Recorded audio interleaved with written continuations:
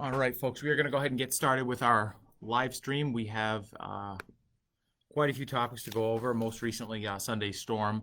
I'll start briefly with a couple of COVID-related updates. Phase 3 begins on Monday. Our numbers continue to trend well, as do the state's numbers. And last week we got a question about the pink bag program. The company has suspended the pink bag program for the time being. Hey, folks, good to see you there in the comments. So phase 3 means gyms, movie theaters, and I would call them cultural amenities, movie theaters, and things of the nature can open as soon as Monday. So look forward to some of that. What we are anticipating is some of those rollouts will be a little bit slower, whereas certain other reopenings happened very quickly. Some of those will take some time. So in brief, that is our COVID update. We will dedicate more time to COVID updates next week because we do want to discuss the Sunday's recent storm. There's a lot we want to go over. I'm going to talk a little bit about infrastructure and how it works, and then we're going to talk exactly what happened Sunday. We're going to talk about the hospital and where they are, what happened in the hospital and where they're going, and then we're going to talk about some of the relief efforts that we've put together and what we'll be able to do going forward, and a little bit about our grant program and how we've been working with some state and federal partners. So I'll welcome everyone to that. I'm going to jump right into the storm on Sunday. For those of you, I think everyone obviously is aware of what happened. There's some folks joining us from out of state. We had a massive rainfall event. Estimates are anywhere from 4.5 to 6 or 7 inches of rain in about an hour and a half, which is enough to overload any stormwater system. We're going to talk about that. As calls started coming in Sunday, as the rain started getting heavy and roads started flooding out, the hospital obviously became a concern as the hospital started to experience some flooding. Now, it always takes time to really identify afterwards exactly what happened, but there's a couple of things I want to clarify both with the hospital in particular and town-wide.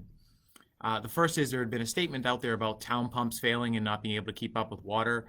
There are no town pumps. We do have some pumps for the water and sewer system, but there's no pumps that didn't work. There's no pumps that exist or that failed anywhere. So that was a comment we had gotten from an official source. That's actually not, there's no truth to that. There were no pump failures of any kind.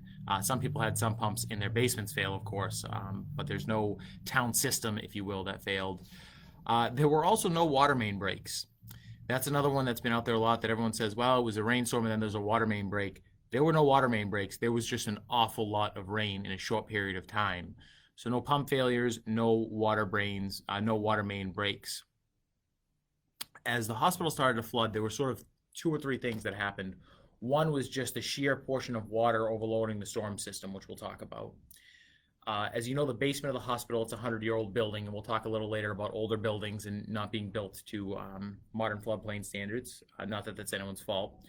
But the basement began to flood because that area where you access the basement, the loading dock in the hospital, it's a natural low point in an otherwise relatively low point in town. The whole community sits relatively low. The water built up, began flooding the basement, and then went up a little bit towards parts of the first floor. That was sort of problem number 1, and it was particularly challenging because that's where the hospital's electrical and mechanical room is. That's actually what caused the power loss to the hospital. The transmission lines in, we never actually had a loss on. It was the fact that the electrical room was effectively taken out by the flooding. The courtyard area in the center of the hospital also experienced quite a bit of rainfall that built up, and that's what caused a lot of the flooding in the other areas of the hospital and to get into it, as well as some general flooding from the roadway as well. When we say flooding, we do mean stormwater runoff, and we're going to talk about that. As the hospital lost partial power, and they always had some partial power through their generators, it became evident that the command on the scene, which at the time was Deputy John Cody, had to empty out the hospital. And believe it or not, we train for these things. There's plans in place to have to do things like this. They're generally very academic. You assume you never have to do it, but as it became apparent that the hospital was taking on water and that it was not becoming habitable for patients, we knew that something had to be done, and Deputy Chief Cody made the correct choice at that time to begin the evacuation of the hospital. It's an immensely complex event when you evacuate a hospital. You have to take close to 100 patients. They have to go somewhere else. You start working with your most serious patients, and then you move up from there, although sometimes if you have patients in areas of a hospital that are flooded, you have to rearrange that. We had ambulance services standing by, both private and municipal. Towns as far away as Rockland and Cohasset, as well as all of our neighboring towns, the entire catchment area of the hospital sent ambulances, and several private vendors sent ambulances as well, Brewster in particular, but there were many of them that did. We had fire equipment from probably 7 or 8 towns. We activated the Metrolec, which is a mutual aid law enforcement group. We had about 25 officers here from communities far and wide. Again, Cohasset sent teams, I think Plymouth sent teams, as well as all of our neighboring communities, that allowed us to have the appropriate staffing to securely, quickly, and efficiently evacuate the hospital. And a lot of these other communities actually provided patrol services in the town, especially as our officers were responding to downed vehicles and everything else. So that's more or less what happened at the hospital. There were still some patients being moved out as of Monday morning, but that evening they got the majority of patients, certainly the higher need patients, out into other hospitals. And as you can imagine, it's a complex process. You need to confirm availability at hospitals. There is a state database that's used in emergencies like this to make sure that the information gets around, but it is quite complex to take 100 patients from one hospital and make sure they all go to a hospital somewhere else, that they have transit there, that that hospital has room, that they're able to receive them. And again, this is all being done in a COVID world while the hospital was also taking on water and power was out, and we had water in quite a few other places in town as well. So an incredibly, incredibly complex and challenging, frightening for the patients and challenging for our first responders. Kudos to Norwood Fire and Norwood Police and Norwood Light and DPW and other departments that responded and helped, and all of our neighboring and nearby departments that helped get the hospital evacuated with no injuries. As we were still trying to get the hospital evacuated, there were still emergency calls coming in and folks with medical issues who were being brought to the hospital. So it's incredibly, incredibly complex process that we were able to get up and running in the midst of everything else that was going on in the community. These things are always a little confusing. It's always a little challenging, looking for the person in charge and looking for where is this one going, where is that one going, who's getting this resource. But being there on the ground as the evacuation order was given and working with Deputy Cody at the time, and then Deputy Hayes and Chief Maurice were there shortly thereafter. They were recalled, as was Chief Brooks. It went better than you can imagine for something so complex. So to them, to our firefighters and police, kudos. The initial draining efforts at the hospital to get the water out, that was all coordinated by our DPW. And then emergency management managed to get Mass DOT involved with us to help as well. So it was really a partnership with all of our public services, vendors that we use, and the hospital as well. We were in regular touch with hospital leadership throughout the time, both the doctors and the staff, and Dr. Perla, who's the hospital CEO, was actually the administrator on duty for the weekend, and we were able to work with him as well. We remain in regular contact with him. So since the hospital is a particular area of concern, there's the ER is going to be down for probably 30 to 45 days. There's substantial damage to the hospital, and it's going to take quite some time to get it up and running again. Full restoration of the hospital is going to take a substantial amount of time. Things will be brought back on in phases. The emergency room is the priority, and it's going to be phased up from there. They've already started debris removal. They're starting some demo this weekend, and we've been working with them and the state. We have gotten a lot of questions about furloughs for the hospital or layoffs, and I'd refer you to the hospital for those questions. We can anticipate that with the hospital being down, there will likely be a large number of short-term job loss. We have spoken with our folks in Mass Hire and the Executive Office of Labor and Workforce Development and their rapid response team, and they are responding and working with employees at the hospital as needed, and we've put some resources towards making sure they have everything that they need as well. This will mean longer transport times for people in Norwood and surrounding communities, and that's obviously unfortunate. If we have ambulances in the bay, they'll get to your house just as quickly, which is critical because that's what we need for stabilization of you as a patient. The transport time will be longer. As the transport times increase, there is always the risk of how long it takes somebody to get to a hospital, and there's always the challenge of we will be relying more on mutual aid, and other communities will be relying on mutual aid with longer transit times. So that'll be a challenge over the next several weeks, particularly for our paramedics to manage and for those in the community. But we're confident we'll be able to get through that as well until we can get some semblance of an ER back in order. Sarah, question about the NORD fund. The short answer is yes with the storm, and I'll talk about that in a little bit when I talk about our grant programming. I next want to take a minute to talk about infrastructure so that we can all make sure we're having the same conversation about how things happen in a storm and what happens Some people know a lot about how cities and towns are built and how systems are built, and for some people, it's a bit more of an academic concept. So there's two systems that are really at play in a storm like this. It's your storm water system and your sewer system. They're completely separate systems. So what that is, and I know many of you know this, but there are still folks who aren't really sure what the difference is. When you're walking along the street and you see that drain, the little metal box and everything, sometimes we call it a sewer. And that's not the correct term. It's not a sewer, it's a storm drain. That's not where your toilet flush goes. So there's no little poopies flowing down open there. That's just stormwater runoff. That's water that goes on the street. It's really just rainwater, flood water if it happens to be. When you flush your toilet or water that goes down in your drain, that goes into a separate sealed sewer system. And in our case, that gets transported all the way out to Deer Island and it gets treated and it gets released. Rainwater or water from somewhere else goes into that storm water system and then works its way through a system. There's some natural mitigation and some natural treatment. Those are the systems that get overloaded in a system. And okay, I'll make that announcement in just a few minutes. So that's the system that gets overloaded. So we use the word sewer. It's not sewer. And it's not to say that you may not have a sewer backup, and I'll explain how sometimes that happens. And we're particularly lucky that we really just had sewer backups in the Polana Road area. We're going to look at installing backflow preventers in there to help that in the future. Some people have, we refer to them as illegal or illicit discharge connections, and that's when your sump pump connects to the sewer system, or sometimes people may take that hose and put it down the drain. Those are supposed to connect to the stormwater system. Because what happens when they connect to the sewer system, and they're not allowed to connect to the sewer system anywhere, and nobody's nefarious out there. Most of our homes are older in Norwood, which is an infrastructure challenge, so some people just maybe have had a pump there forever, not realizing it was connected to the sewer system. But when that happens, it floods the sewer system, puts too much muck in the sewer system, and then that starts backing up into your pipes. But the majority of the water you see in a storm goes into the stormwater system, has nothing to do with your sewer system. So where you saw those areas that were flooded, that's not sewage water. That wouldn't be raw sewage water. Some cities and towns will occasionally, when there's a lot of water like that, try to open up the sewer system and let it drain into the sewer system. We don't do that. It's toxic, it's terrible, and it causes backups. On occasion, it has happened where somebody has opened the wrong drain cover, and then water has flushed in, and then it causes the sewer system to go. That happens occasionally, but sometimes the last time we had some flooding, I got a call from the press and they said, oh, we hear Boston is opening up their sewer system to let the water flow in. And I said, that's not happening. I guarantee you that's not happening, at least certainly not intentionally. So I know it may seem a little bit interesting. So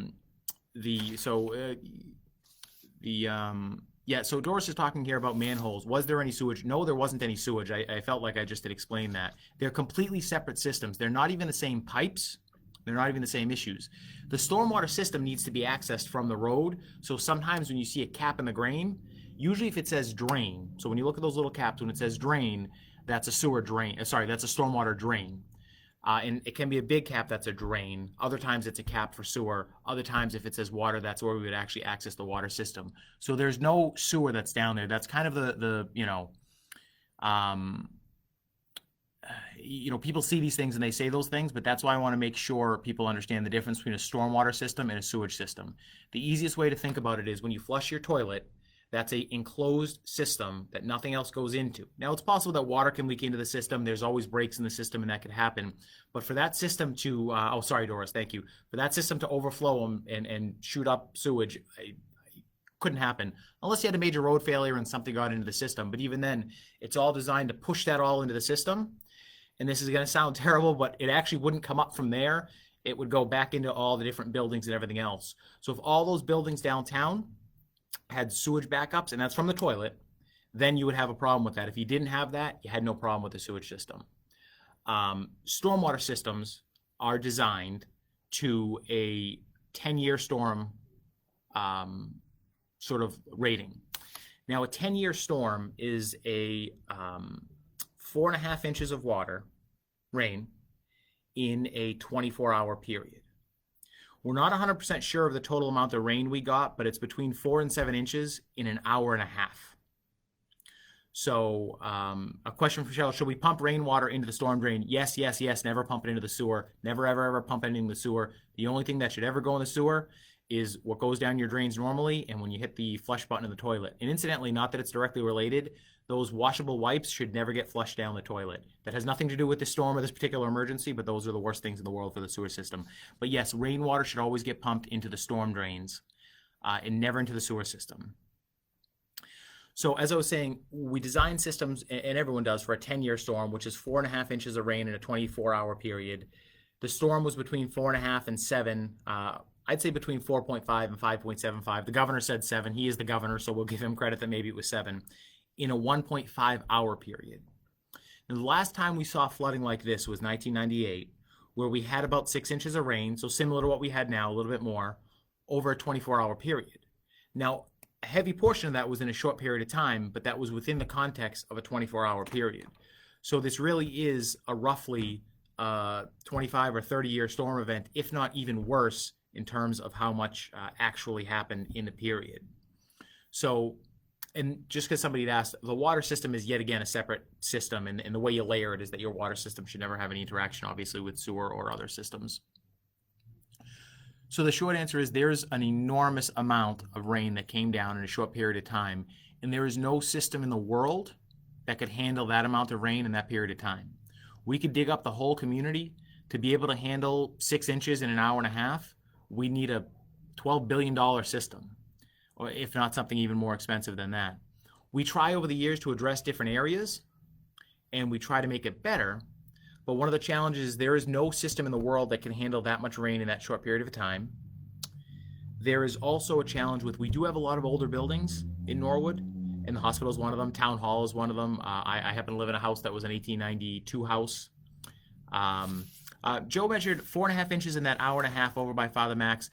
That's kind of what we think it is. We're saying around 4.5 inches. The governor says 7. DPW heard 5.75. We reasonably think about 4.5 is around what it was. And one of the other challenges with that 4.5 inches, it was heavy in parts of Westwood, but for some darn reason, it really just kind of focused on Norwood. I mean, it was, I remember looking at the map at one point, and the really, really dark little red dots was like Norwood. Teeny bit in Westwood. So we really got hammered, but if I was going to give an estimate, I'd say about 4.5 inches is what we had in about an hour and a half. So Joe, thank you for that. I think that's the number that we'll go with. So back to the stormwater systems, there's no way you could design a system to handle that. And one of the other challenges is as we make improvements somewhere, water always has to go someplace. So sometimes you start handling a system here and it can cause a downstream issue, and we try to engineer that so it doesn't cause a problem. Back to our buildings. So we got a question about, well, gee, the Civic always floods and why can't we do anything about it? So here's this, using the Civic as an example, that's a 100-year-old building. It was built as an armory for the Mass National Guard. It now is a rec center. It has been since the 80s. So you took a building built 100 years ago, that was a basement, and then we use it as a rec center, and then we say, well, gee, it tends to flood down there. The solution, I could probably spend, by the time I spent enough money, and we're going to put some new doors up, we're going to see what we can do to make sure there's nothing there. We've done drainage work there. By the time you spent enough money to guarantee that'll never happen to the Civic in Norwood, you could have built a new building. And that's ultimately what the solution is. Low-lying buildings that are much older buildings with older systems, with basements that typically flood. As most people with an older home know that their basement floods. There's almost nothing you're going to be able to do about it. Even basements with pumps are generally going to flood if they're low-lying, if the basement is low, and they're older homes. You generally see less flooding at newer buildings and newer construction as it's built differently and it's built with stormwater and rain mitigation efforts or design systems included in that. So a building like the Civic, we can mitigate to the extent practical. Rainfall like that, you're always going to get something. By and large, municipal buildings were largely spared. Town Hall has some damage on the first floor. It's not substantial. The Civic did have to get cleaned out. They got some flooding. A little bit of leakage at the library, a little bit of leakage, I think, at the Coakley. The rest of our buildings, by and large, did have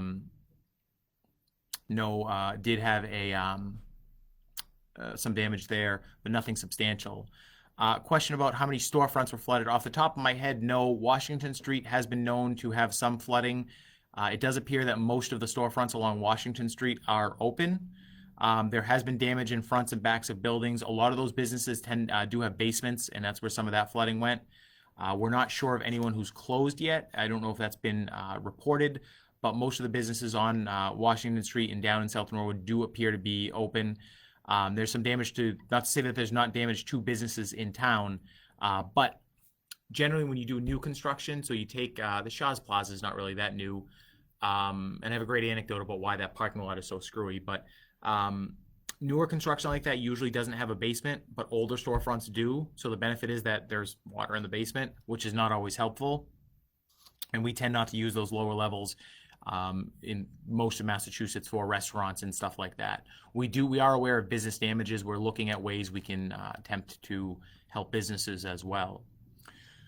So that's sort of the long and the short on what specifically happened to the hospital and how our infrastructure works and how our sort of what our response was. We had vehicles disabled. We had water coming over Subway Hill. It looked like Niagara Falls. We had a lot of flooded intersections as well. So the storm response was challenging at best, but we were able to get it done. So Allie asked the question, how many homes are affected? It's tough to say because what we're seeing, we've received a few hundred inquiries at this point, and the damage ranges from some people that have $60,000 or $70,000 in damage to folks who just are letting us know they had a couple inches in their basement and they normally don't, and maybe they had to throw out a box of old magazines. So the number of homes in total is probably several hundred. There's a huge variance in there between what was affected and what was not. We have a waterlogged car that was parked in the Shaws on Sunday. We've received 2 reports of waterlogged cars that were in the lot. I would contact your auto insurance agency and contact the property owner there. You can submit, we'll talk about our grant program with us, but the likelihood that we'll be able to get to any vehicle damage is probably 0 to nil. But it's good to know because one of the things we've been able to do for everyone who's emailed us with their damage, we share that information with the state.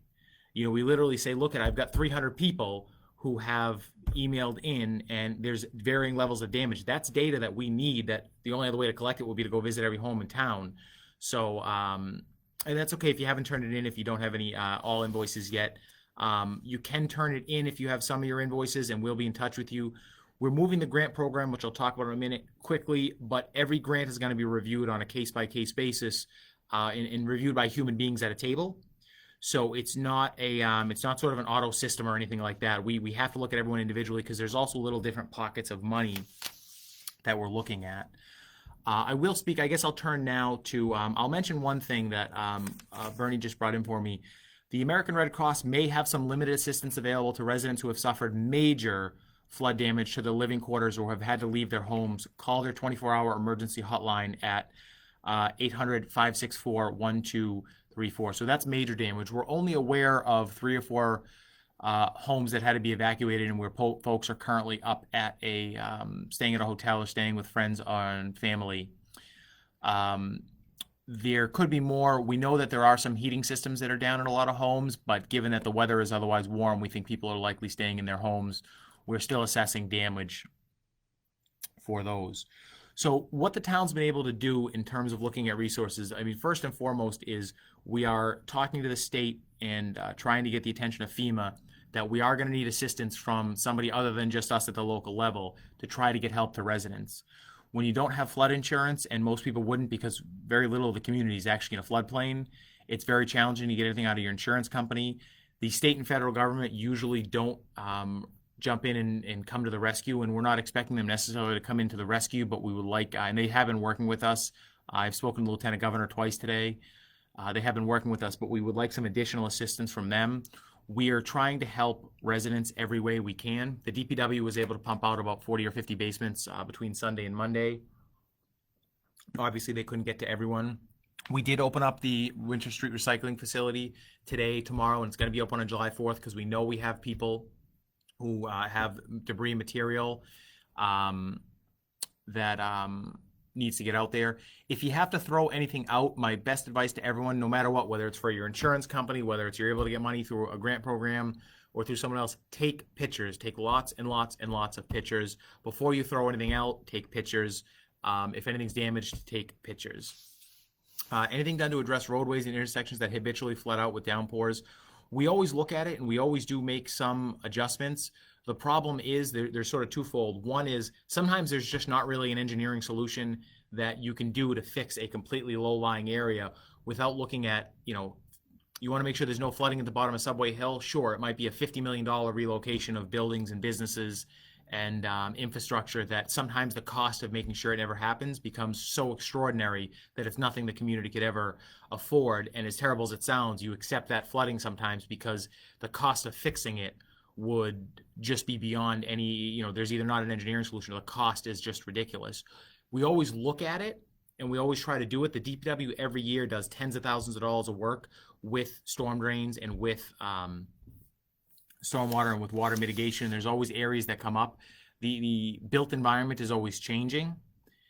So some of the areas that always hit it, every time we come up with plans, I know there was one to address, I think, some neighborhoods in South Norwood 15 years ago, and it was a $6 or $8 million plan 15 years ago.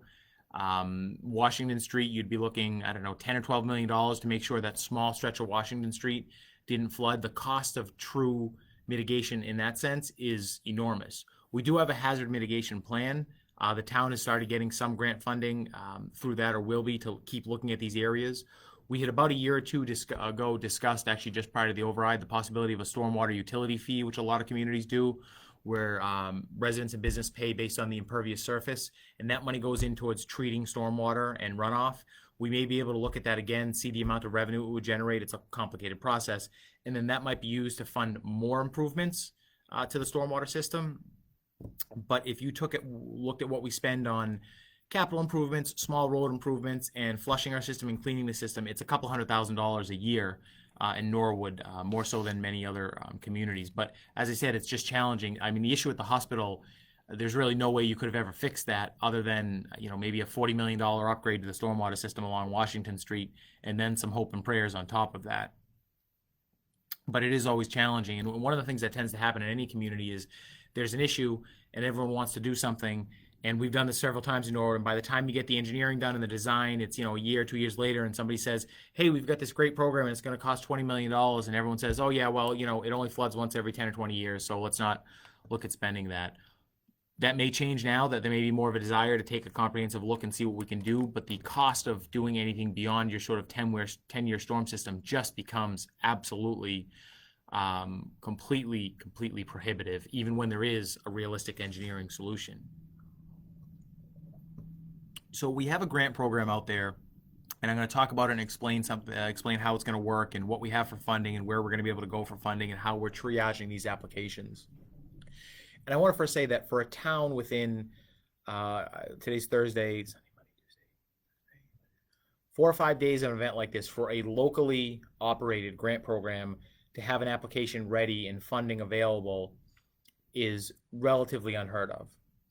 We're able to speak with the state, speak with the town attorneys, and rearrange some grant funding from prior year programs to come up with a starting pool of about $180,000 for our resident assistance program. We think we've identified tentatively, and the board will be meeting, having an emergency meeting on Tuesday to authorize, if they so choose, an additional $400,000 in funding, all again at the local level. We are pulling rabbits out of our hat and scraping the bottom of the barrel here. So I just want to let everyone know that 2020 is closed to disasters. We can no longer have any more because there's no other, rocks to look under. The application is fairly simple and straightforward. Our focus, and this is consistent with how we're allowed to spend money under emergency authorizations, is really focused on the habitability of homes. So we're trying to assist residents with cleanup costs if they have them, building systems, so electrical, plumbing, heat, and repair of the building as it relates to the habitability. There likely will never be any money for personal belongings, but we're focused on trying to take the sting out of some of the cost. As I said, we have some folks who have $70,000 in damage. We have some folks who had a $700 repair bill for their furnace to get it up and running. We want to help people as much as we can. We're setting a $5,000 limit to try to help as many people as we can. We do believe we may be able to do $5,000 plus some additional appliance assistance. That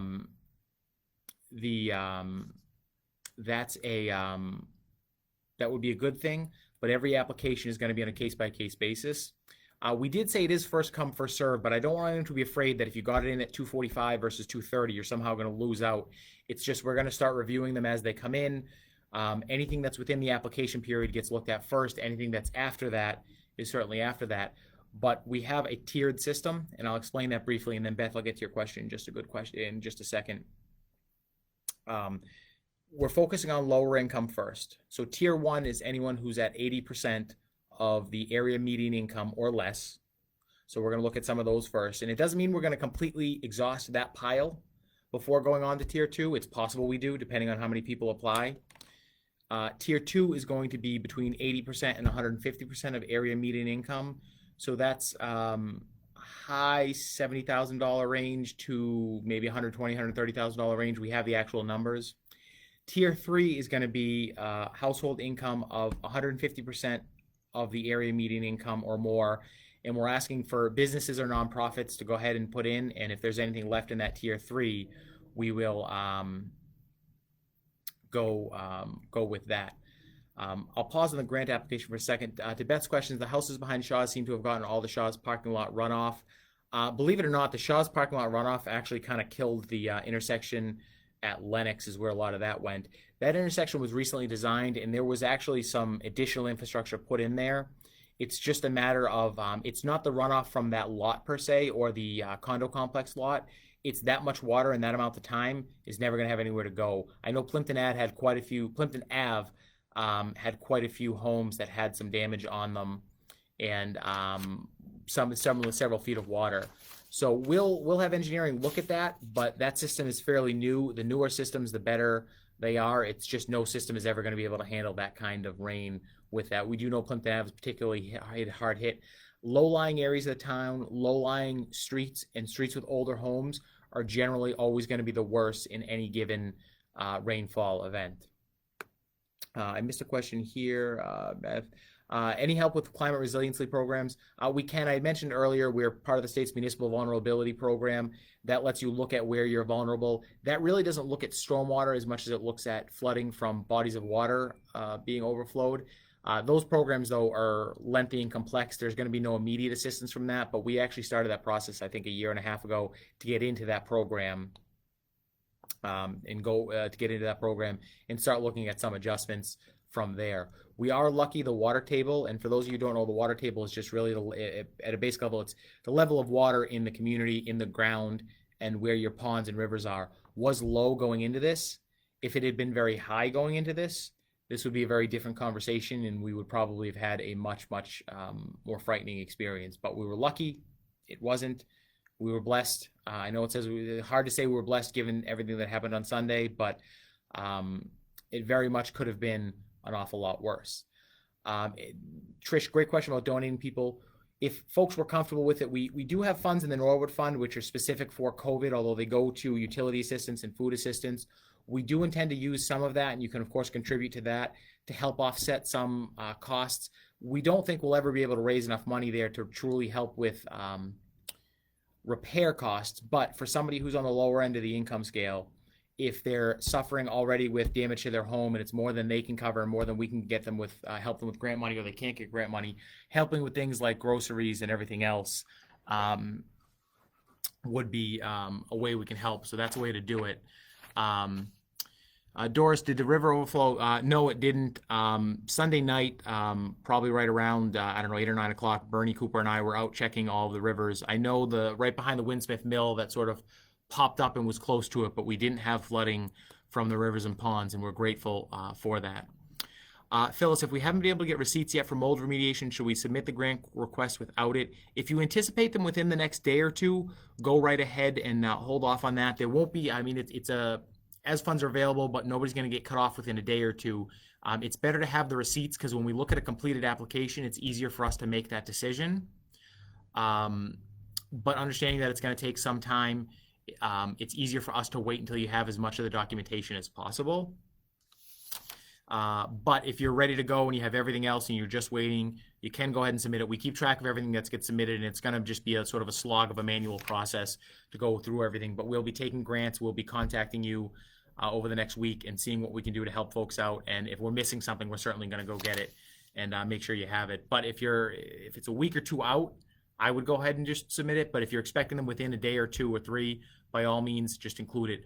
We're trying to help as many people as possible. There won't be again. There's not unlimited funding, but we're going to work on helping who we can help.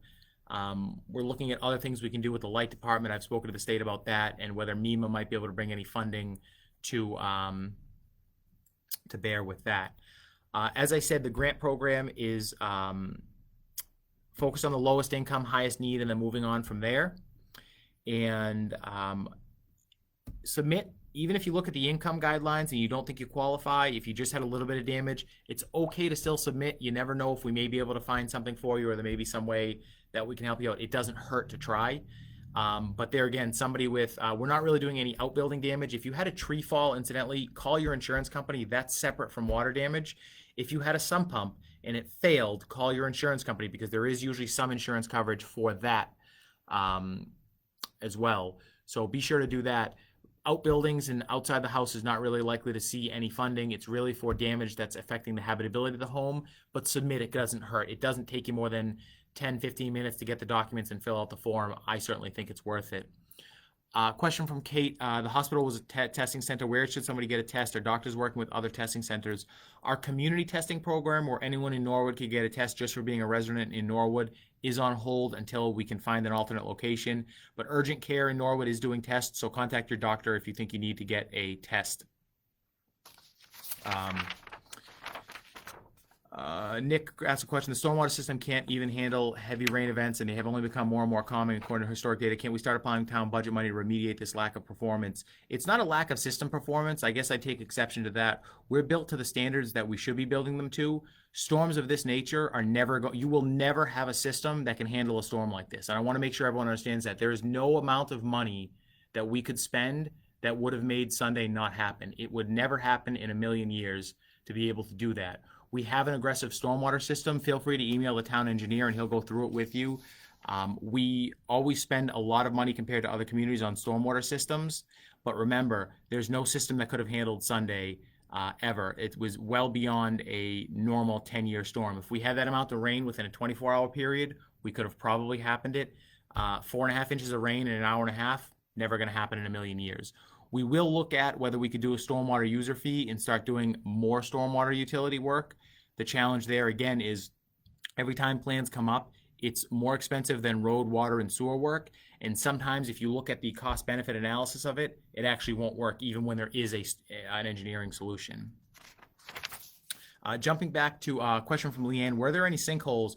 No, we're pretty lucky that there actually weren't. The only place it came close to happening was there was some damage along Route 1, and it wasn't really a sinkhole. It was a partial washout in front of the Hampton Inn that exposed some of the gas line.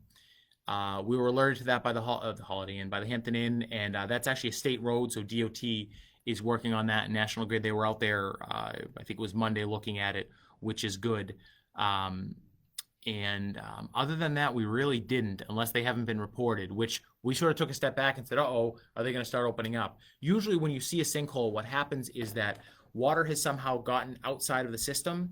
So a perfect example is if you have a big hole in an old stormwater drain and there's so much water flushing through and it starts going through that stormwater drain and it's just pushing all the dirt away and eating it all away, it starts to get unused, and then stuff, unused, it starts to get pushed away, and then stuff tends to collapse in. So that is always a challenge. Having the ground be relatively dry was helpful, and the stormwater system being in relatively good condition was helpful as well, in terms of making sure that we didn't really have any sinkholes. Now, if we got another event like this coming Sunday, God forbid, it would be twice as worse. Update on the Dean Street repair. There's no utility work that will be going on in the Dean Street repair. We've received the bids for it and have put it out to, I believe we've engaged the contractor. So that's going to be a slow process because of the utilities. We don't feel that this will hold this up anything. The project was held up a little bit because of COVID, but the storm should have no impact on that project being able to move forward.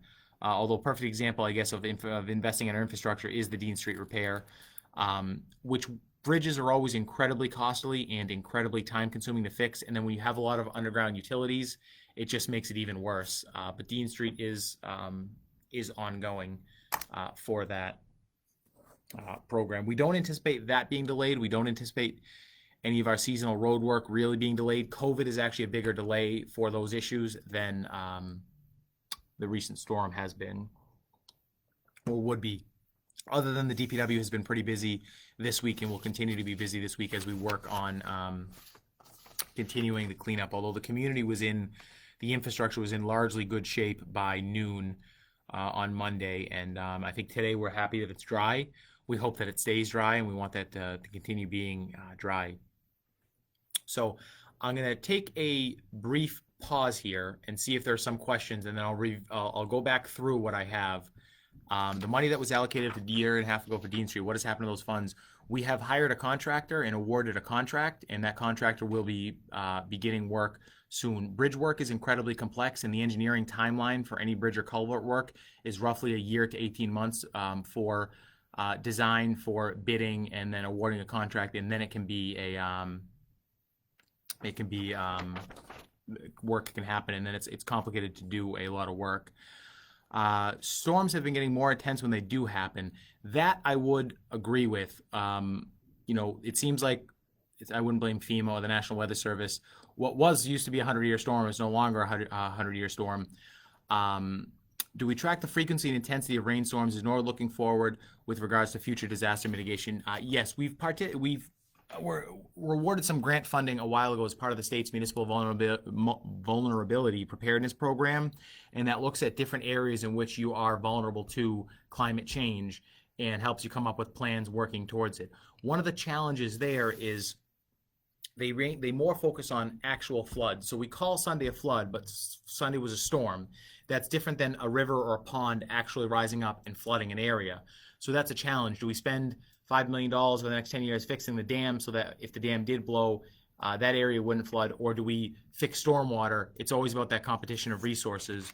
We can always do more with stormwater. To really do more, we need to look at a stormwater utility fee. There's about 6 or 7 communities in the Commonwealth that have done it that would give us some recurring funds to always be able to look at it.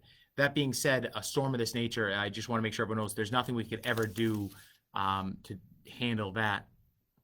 But if there was interest in the community in long-term looking to solve these problems, the stormwater utility fee is the way to go.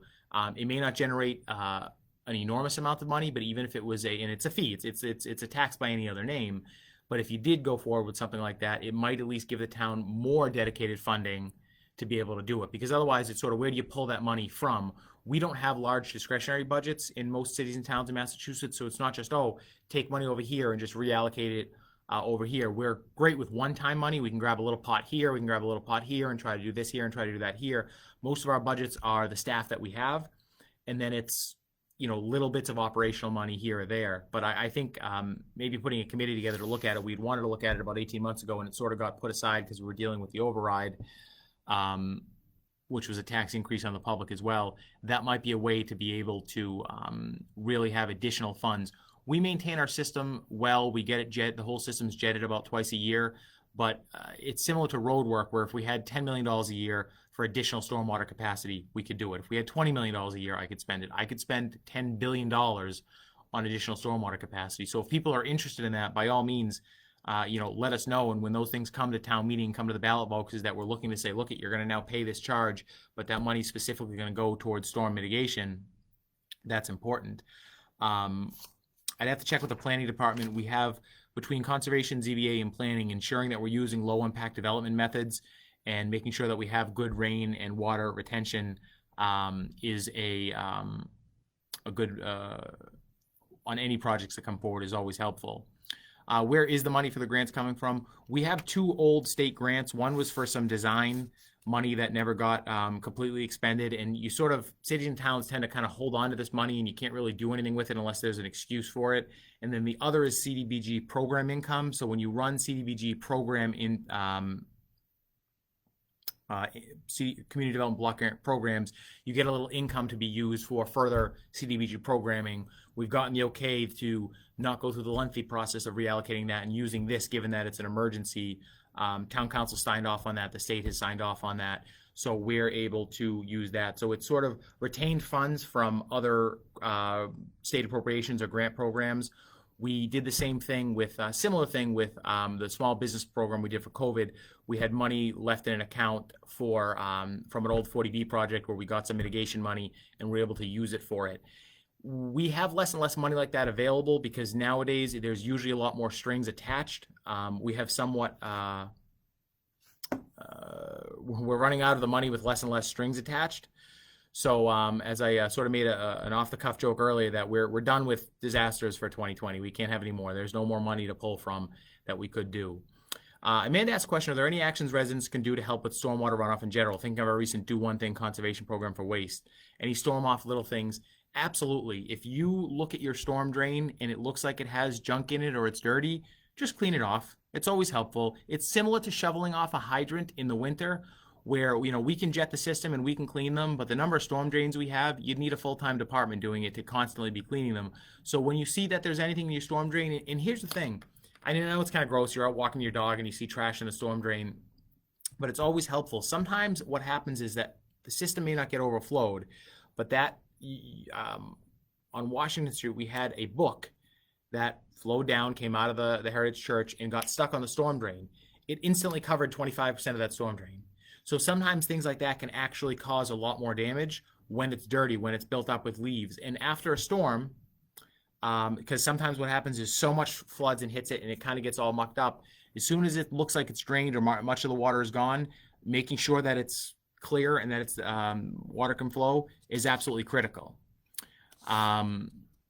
The question from Steve, when will the application be available? It is available now on the website. I believe Joe pinned it there, so you'll be able to get that done. Doris, is this a good time to let people know you need people for the Conservation Commission?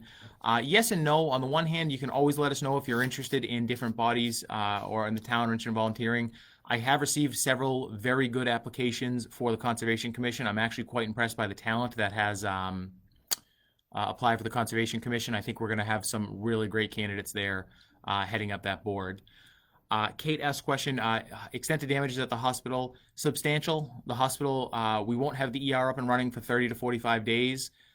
It looks like probably a lot of work is going to need to be done on the basement and first floor of the hospital. So the building is substantially, some substantial damage. Some people use the word condemn.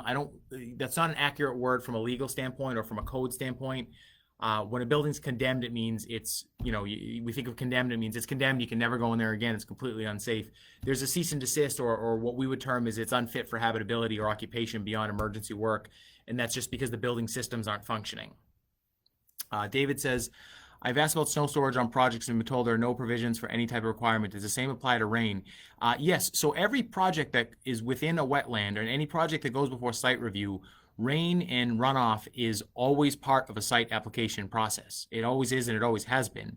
Again, it gets back to the fact that there's no system in the world that could handle what happened Sunday, but it's always looked at. And sometimes if you, I'll give you an example, the Wendy's project on Route 1, I happen to frequent Wendy's probably more than I should, but you'll notice when you see, and this is for folks who maybe aren't planners or aren't involved in the infrastructure, when you see a building like that and then you see a little annoying area that has some water built up or it looks like they just didn't pave a certain part of a street, that's a retention basin. That's actually an intentional low impact design method designed to do that. The flow of water is actually critical in any site plan review that goes before any different board or body. The reason you have storm runoff, storm gutters half the time is to direct all of that in a home to the stormwater system to make sure the water is going where it is. I always tell people, roads aren't built to get traffic places, roads are built to get water places. And so are buildings and so are plans. It factors into literally every design decision of every building and home and construction in town. It's just a matter of the rain is there, you can't possibly move that much rain in that short period of time. Catherine asked a great question, does the ER need to be up before other hospital services? It is the priority because without the ER, and they may find a piece of the building that can get up and running, and the Guild Medical Center is fine. The ER is the priority because that's increasing our response time on the ambulance for us and about a dozen other communities. So if they were to try to get another section of the hospital up first, they may be able to, but without the ER, you're putting 250,000 people into a pool of a much longer emergency response time, transit time, I should say, to the hospital. So that's kind of the priority, is get that up and running for the community and then start building your services in back there. as for what decisions the hospital will make about what service comes back first, some of it's going to depend on physically what they can do. Hospitals are incredibly regulated, as they should be, for how they handle and deliver care. So whether they get this type of office or that type of office, it'll somewhat be what the setup is, and then what are all the complementary services going to be from there. We did have a good conversation with the hospital earlier today. They're looking at both small and big plans to get the hospital back up and running. If we need to visit the hospital, how do we determine where to go? If you need to visit the hospital, call 911, and that decision will be made. You're usually taken to the closest facility that can provide the care that you need, and the paramedics on the scene will make a determination on that. So the hospital is closed to walk-ins, so if you have a medical emergency, call 911, an ambulance will respond, and they will take you to the nearest available facility that can help you or determine if everything else needs to be done. The application deadline, I believe we've put the 16th on the deadline. Let me go look at my form here. Yeah, the initial deadline is actually the 20th, so you have up until then to apply. We would go, I would encourage you to apply earlier. Certainly don't wait to the last minute. What hospital are people being redirected to when they call 911? So it all depends on what the situation is. There's the BI in Needham, and then there's Sturdy in North Attleboro are generally the closest. Courtney actually just commented that. And then Newton Wellesley, depending on what the need is. But every hospital is a little bit different. BI is actually very small, so they're aware daily about what the different hospital capacities are. And they're also aware of what your particular issue, if there's one facility that may be better versus another one. It's usually closest facility that has the emergency ability to assist you. Sometimes if you have a particular issue, you may be able to have a little discretion. That's somewhat gone out the window in terms of, well, I prefer here or there. So it's almost always 90% of the time, it's the closest available facility to get you there. And that'll change depending on traffic patterns. It'll change depending on how busy some of the hospitals are and what's going on as well. The hospital, as I said, is not taking walk-ins. If you need to call 911, call 911. An ambulance will come to get you. They will make that determination. The actual call, remember, goes to the dispatch center. The dispatch center sends an ambulance. The paramedics will make that decision based on what closest and most readily available is for a hospital. And unfortunately, neither BI or Sturdy are that close. There's some going to Newton Wellesley, some is going to Good Sam. I mean, it's closest available that can handle, take care of you the best. So we're hoping to have the ER up and running soon as possible, so that way we can sort of mitigate. And I say it's the hospital, but so that way we can at least solve that issue. Then we can look at the bigger issue of the hospital being down as a whole. So as we continue to get questions, I'll review just a couple of things with everyone here. Let me make sure I didn't skip any questions, as I sometimes miss some of them. As I said, the hospital, the ER will be down for 30 to 45 days. Total reconstruction will take much longer. Longer transport times for Norwood and other communities. We are anticipating there will likely be furloughs and layoffs from the hospital. We haven't gotten official word. I don't know if they've notified their employees. I think it's a reasonable assumption given that the hospital will be closed. And we're working with MassHire and the state's EOE, Office of Labor and Workforce Development, to make sure that their rapid response program is ready, as well as additional aid for Norwood residents. Question from Kate: does Governor Baker plan on seeing the damage to the hospital? Will Norwood get MEMA or FEMA funds? The short answer is no. We don't know what we're going to be able to get from MEMA or FEMA. I know that the Secretary of Health and Human Services visited the hospital yesterday. The governor may come out, or Lieutenant Governor may come out. It's always good when they do come out to visit damage. They may have been coming out today, but at the end of the day, it is just the building is damaged, and they know it's damaged, and they know it's down. We think that message has gotten there. We don't know. We've been talking to MEMA all day. We don't know the issue. We don't know the issue. We don't know exactly what aid we'll be able to get beyond that. They're looking at coordinating resources, and because we're bringing some money to the table, that may assist us as well.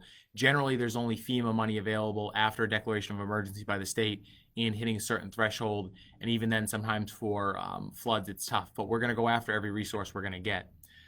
Question from Nick: if you don't need ambulance services but are in need of care, can the dispatcher determine? The first answer is that is no. If it's an emergency, you call 911. They're going to send an ambulance. If it's not an emergency, call your doctor. And that's how our healthcare system has always worked. they're not gonna, if you call 911, they're going to send an ambulance. They're not a referral service. So if you don't feel it's an emergency, call your doctor. And every time you call your doctor, they will say, if it's an emergency, call 911. So if you wake up and you have a headache, you call your doctor. If you fall and you think your leg is broken and you need an ambulance, call. The ambulance, whether or not they're going to charge, to the point of that question, it depends on what service is rendered. They don't want to take you anywhere if they don't have to. So if they show up and you say, well, I feel lightheaded, and you otherwise seem fine, or you feel like you broke your arm, but by the time they got there, you were able to play basketball or something, they're not going to force you to go anywhere. But if it's an emergency, it's a medical emergency, call 911. If you're not sure, call 911. Otherwise, contact your doctor. It's the best way to handle that. We will be getting information out from the Division of Insurance from the state about assistance with claims. If your insurance policy doesn't cover anything, you likely won't be able to get anything, but if it does, they'll be able to help you out. We'll be getting that information out. Comment from John Good Show with Tom and David. Thank you. I did do the Tom Cummings show earlier today. I thought it went very well. I had mentioned earlier, if you do have a sump pump and it did fail or get overwhelmed, specifically mention that to your insurance agent, because there is usually, most policies have something in there, a small amount of money for that. I'd recommend calling your insurance agent no matter what. Ask them for a written denial. That's always one of the best things. We would certainly like to see that. We're probably going to require that before we give out any grant funds, but it's always good to have it in writing that you're able to, you were denied by your insurance agency. And then they get a little nervous when you ask them to send it in writing. But if they say, nope, we looked at your policy, it's not covered, say, thanks, just send that to me in an email, and that's something you're going to want to have. Same thing with your vehicles. If they tell you you're not covered, just say, please put it in writing for me that the damage as described or whatever it is not covered. That also will help. We've talked about our grant program. As I said, the application is live now. We have it pinned there. Joe will continue to post it.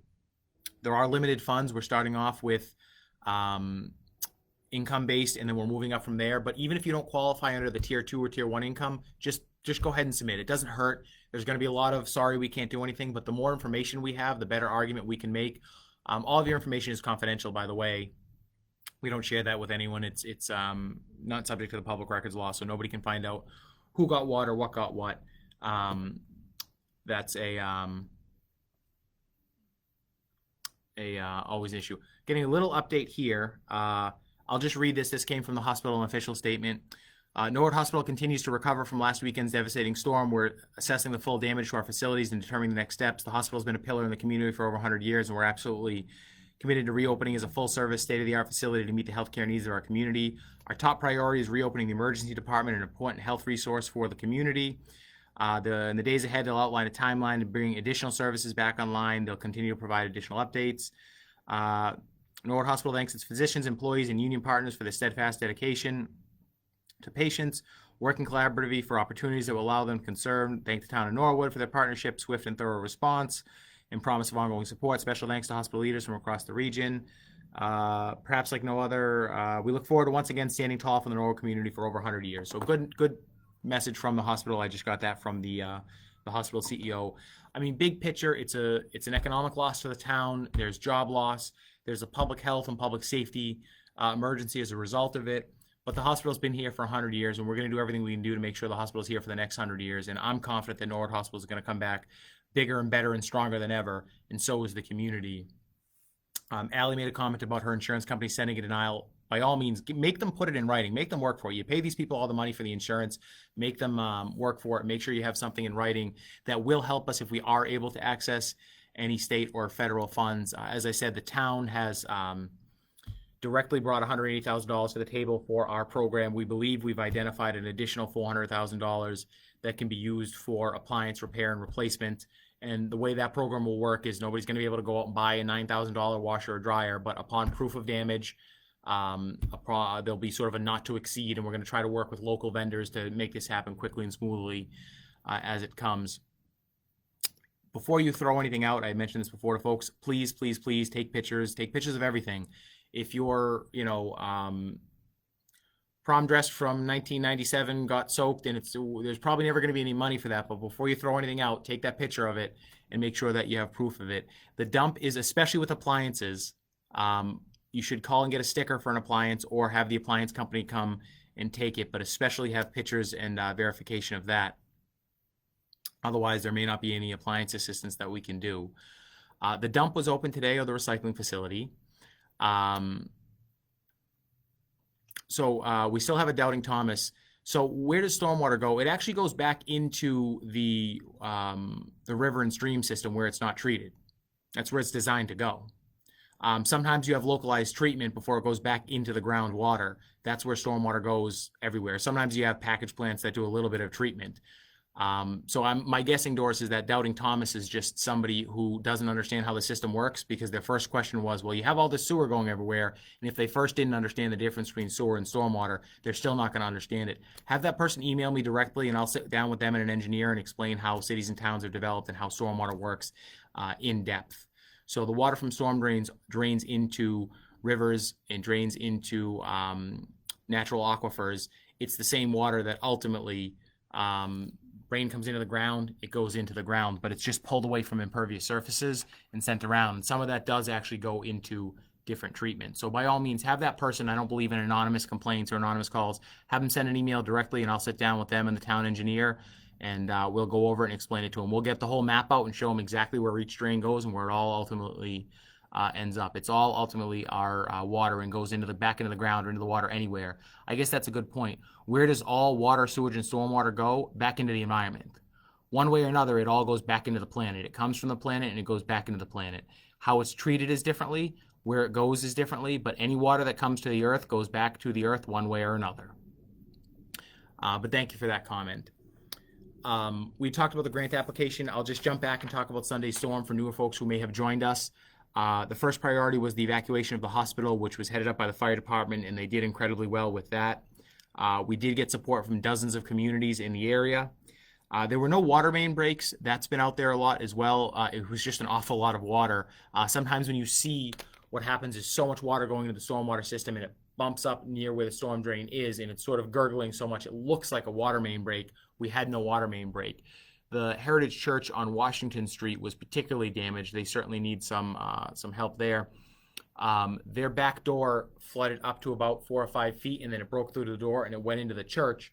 So it came out the other side, the Washington Street side of the church. They had to shut the gas off, so we had to do some emergency work there for the gas. But that's why it may have looked like it was a water main break. But there were no water main breaks. There were no pumps that failed anywhere with the system. So it was just 4.5 inches of water in an hour and a half of time. The hospital ER, as we said, down for 30 to 45 days. Total reconstruction taking much longer, but we anticipate it being back up and running, and we will get it back up and running. We've identified money for our grant program. We're going to continue to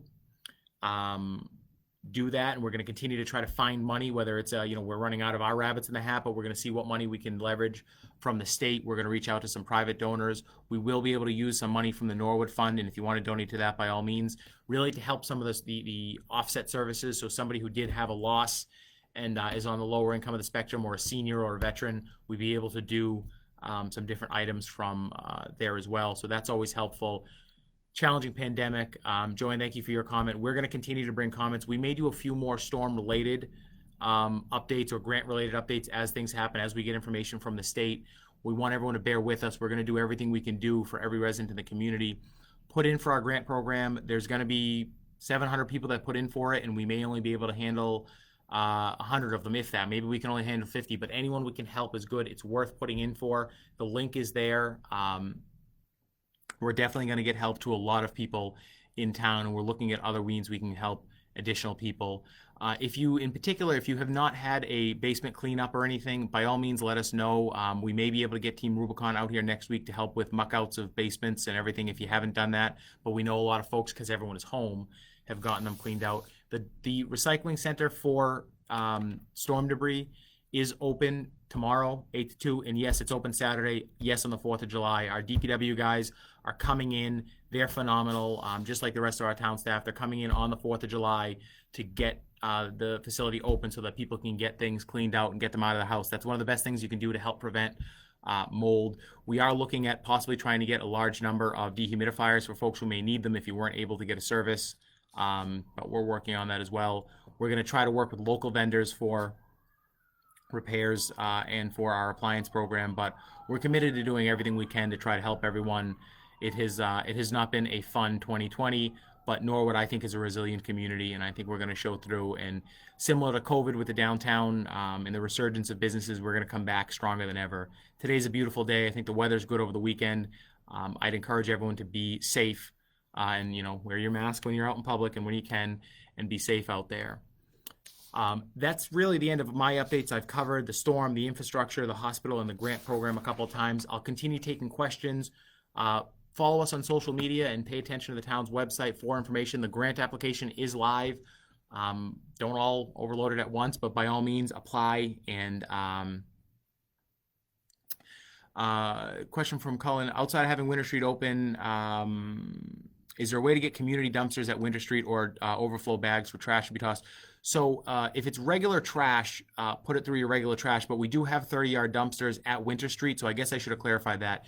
You can bring your storm debris to Winter Street. Normally, you can't just bring trash there. Do not bring your regular household trash, but if you have 5 or 6 trash bags of storm debris, which could be your flooded magazine collection or stuff like that, by all means, bring that up there. They can take furniture as well. No appliances. We'll have a separate program for appliances. We may look at appliance sticker programs or getting more of those out if we need them to help people. So, and please take pictures of everything before you throw it out or get rid of it or trash anything. And we're going to get some aid out to people, and we're going to get more aid out to people. A lot of town staff will be working. Normally we'll close tomorrow. A lot of us will be working tomorrow. A lot of us will be working on the 4th of July and the 5th of July and Monday and every day until we start getting people back up and running. And we're going to get what help we can get to people where we can get it, courtesy of the town staff and the town's elected officials. If you have a serious mobility issue getting to the dump, let us know, and we might be able to get bagsters delivered to different homes. The only challenge with that is logistically, that's sort of a difficulty. But we have the dumpsters up at the landfill. Storm debris only. Storm debris only.